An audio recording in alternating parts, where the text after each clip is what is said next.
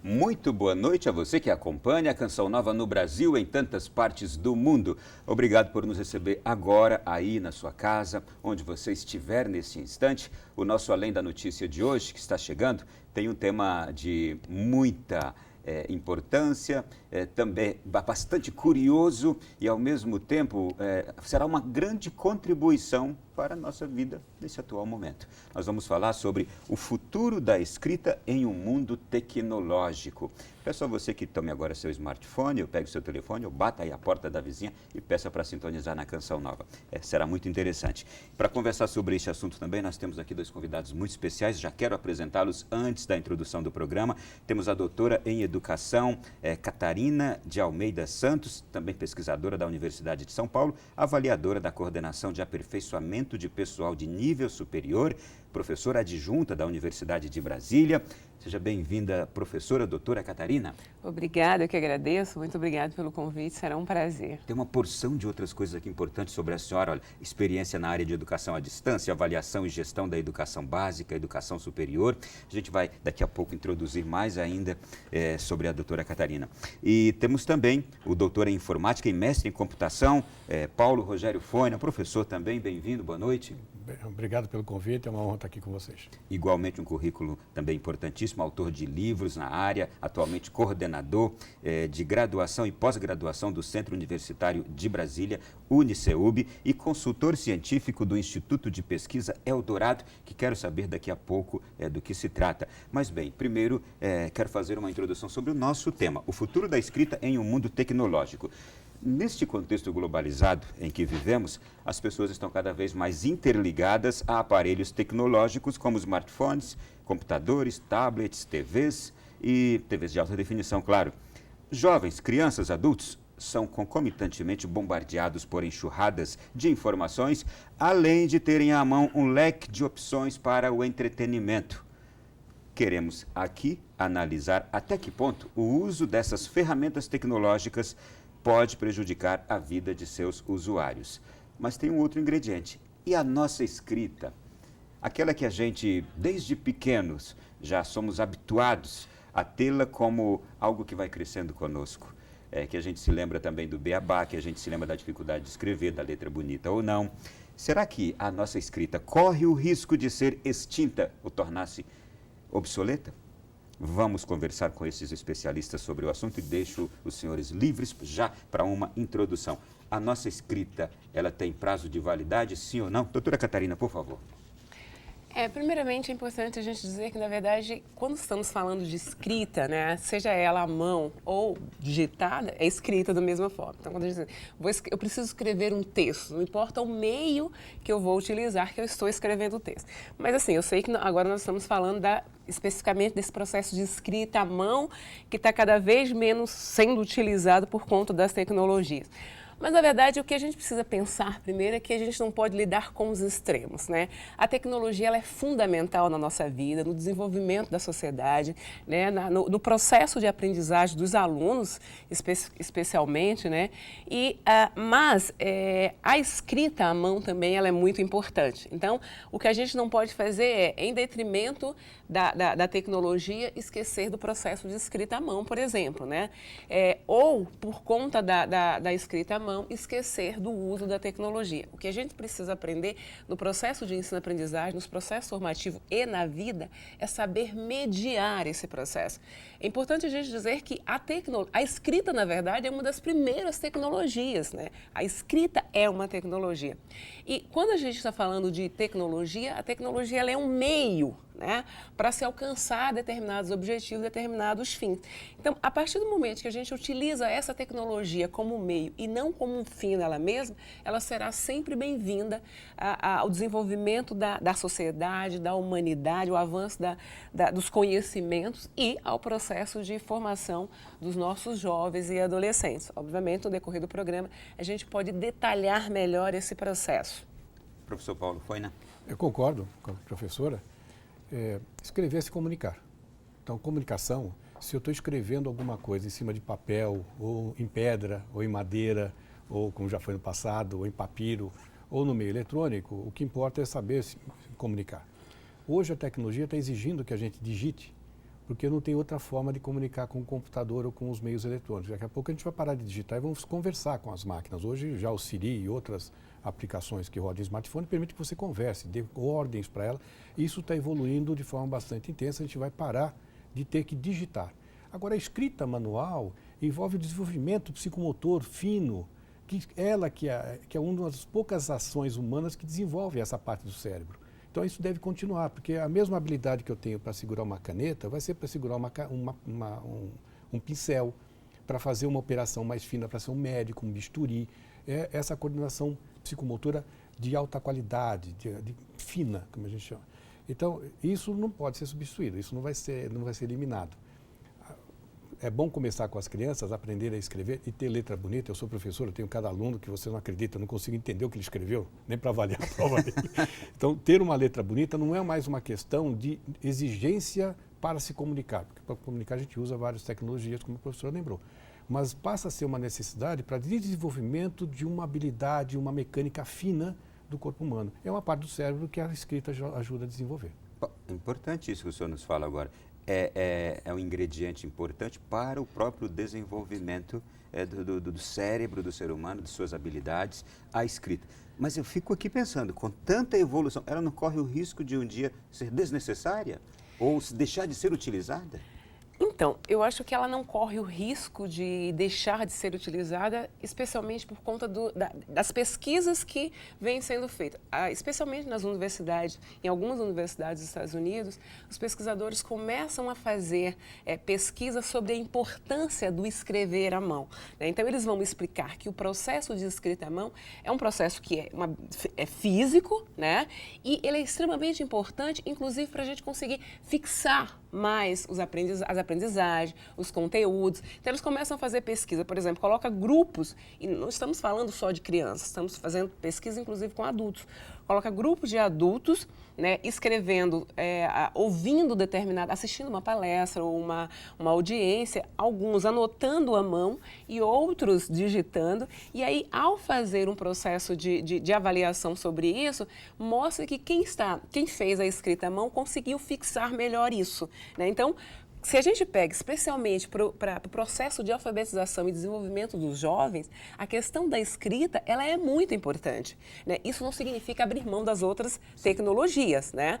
Mas assim, eu acho que a humanidade começa a pensar que não podemos ir para o extremo. O fato de eu conseguir utilizar software para falar com as máquinas não significa que a gente não deva utilizar também, continuar utilizando a questão da digitação, a questão do escrever à mão.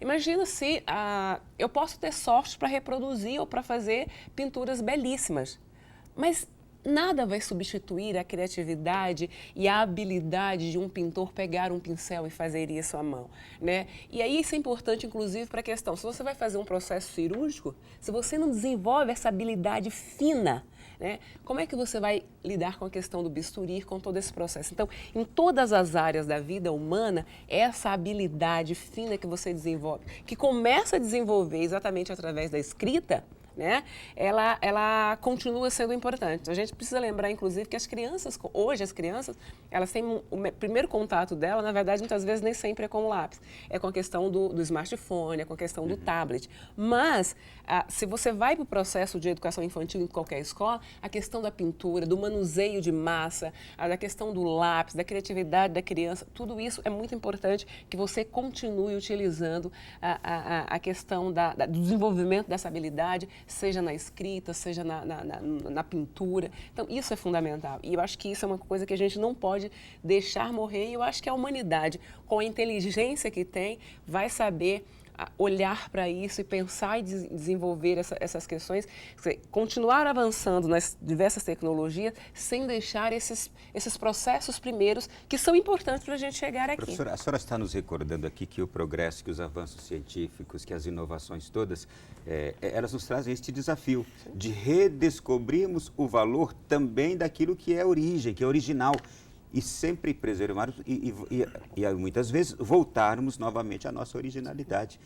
E é muito bom saber disso, que se está redescobrindo que é essencial a escrita e se aplicá-la e voltar a ela ou mantê-la como sempre foi no seu lugar desde o início da formação das nossas crianças.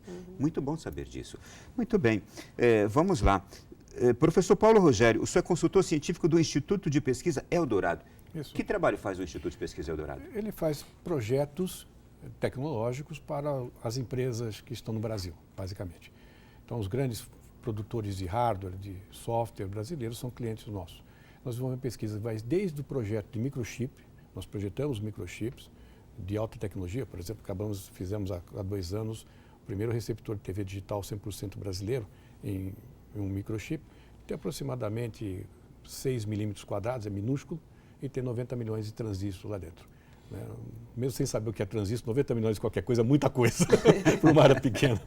Então, desde fazer projetos na área de microeletrônica, passando por softwares educativos, softwares para smartphones, para computadores, desenvolvimento de hardware, os celulares, nós temos laboratórios de certificação de celular, acabamos de inaugurar uma sala anecróica, que é uma sala para medir radiação eletromagnética de aparelhos, mas que cabe um caminhão dentro da sala para poder medir o grau de interferência que esses caminhões que têm computadores de bordo podem sofrer de hackers. Né? Hoje eu consigo hackear um carro. Imagina se eu hackeio um caminhão e assumo o controle dele numa estrada, o estrago que um hacker pode fazer. Então, tem que medir o quanto que esses equipamentos são suscetíveis à interferência externa e o quanto eles vazam de informação para fora também, porque eu posso capturar essas informações. Então, nós temos uma capacidade de desenvolvimento de pesquisa tecnológica, visão computacional, processamento de linguagem natural, internet das coisas, né, IoT, realidade ampliada e realidade virtual. Nós temos isso com bastante proficiência. Estamos em Campinas, Brasília e Porto Alegre. Eu fico aqui imaginando o seguinte, veja quanto avanço, quanto desenvolvimento nós chegamos. Sim. E ao mesmo tempo existe algo que é essencial, que a gente também não pode abrir mão, não é? Que é o humanismo de tudo, das coisas, da vida, de tudo. Como analisar isso? Isso é um encanto e um mistério ao mesmo tempo. Eu acho que a gente precisa pensar que para o desenvolvimento de tudo isso só é possível com o homem. Né? E com as relações que você estabelece entre eles e que a partir dessas relações você inclusive desenvolve toda a tecnologia. Então não dá para abrir mão da questão humana nesse processo, inclusive de desenvolver uma ética humana que consiga combater esse processo como esse. Então assim, saber que você pode controlar um caminhão ou qualquer outro veículo, quer dizer, assim, se você não desenvolve uma ética humana para não entrar nesse processo, olha o risco que você corre. Isso a gente deve abrir mão da tecnologia? Jamais. Então, o desenvolvimento da tecnologia precisa estar vinculado também ao desenvolvimento de um processo de formação que passa pela questão ética, pelo respeito ao outro, pelo respeito à diferença, pelo respeito à vida. Então, isso não dá para abrir mão jamais, né? Caso contrário, nós vamos entrar numa sociedade de bárbaros, né? Então... Professor, e tudo isso para se chegar a todo este avanço, tem ali a habilidade, a genialidade, o intelecto humano em ação, não é? Sim, sim. A professora lembrou bem. A tecnologia per si é uma ferramenta. Né? Eu posso fazer um bom uso ou mau uso dela. Né? A partir do momento que o ser humano descobriu que com o osso ele podia quebrar alguma coisa, ele além de quebrar semente para comer, ele começou a quebrar a cabeça dos adversários. Então, a tecnologia é sempre um meio, que pode ser bem usado ou mal usado. E a gente precisa desenvolver a parte humana, né, a parte ética e moral, para que a tecnologia seja bem usada. Por outro lado, a gente também tem que se proteger da tecnologia, porque Sim. sempre vão ter pessoas que não têm esse arcabouço moral e ético para fazer um bom uso e vão tentar fazer um uso inadequado daquilo, e a gente precisa se proteger dessa própria tecnologia. Mas uma coisa que eu gostaria de lembrar bem, as coisas não somem. Né? Hoje você tem uma clientela muito fiel a discos long play. Lembra disso? Por exemplo. Né? Que gosta de disco long play, apesar de você ter hoje as músicas em formato MP3.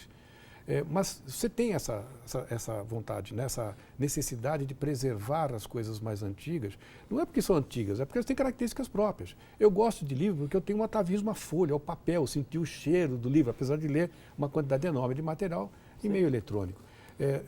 As coisas, eu acho que não tenho certeza que ela não corre risco de desaparecer a escrita, ou a música, tocar um violão ao vivo, essas coisas, isso não desaparece. Veja bem, no começo da no meu tempo de estudante, eu tinha que ler, porque eu não tinha alternativas.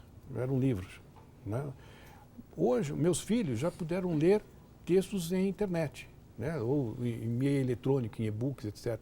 O meu neto já assiste vídeo, ele já não lê. Ele assiste um vídeo, que é um meio de comunicação mais rica do que a leitura de texto simples, flat, né? Plano. Ele já tem uma outra... Daqui a pouco nós vamos estar vivenciando experiência através de realidade ampliada e virtual. Agora, todo esse conhecimento, essas novas tecnologias, não acabam com as antigas. Você continua tendo um momento em que escrever bem ainda vai ser importante. Não só para o desenvolvimento psicomotor, né, de coordenação psicomotora, mas até por questões formais. Por exemplo, um convite de casamento tem que ser escrito com uma caligrafia bonita. É a nossa tradição. Não é? Então, até para isso. No dia a dia profissional, a gente usa pouca escrita manual. Você vai direto no terminal, emite relatórios, etc. Às vezes até anotações de uma palestra, que é mais rápido. Agora, isso não quer dizer que eu abandonei a escrita. Eu continuo tendo que escrever em alguns momentos. E essa habilidade tem que ser desenvolvida, e tem que ser desenvolvida no ensino fundamental, lá no letramento, lá no início da educação, na hora que começa a alfabetização.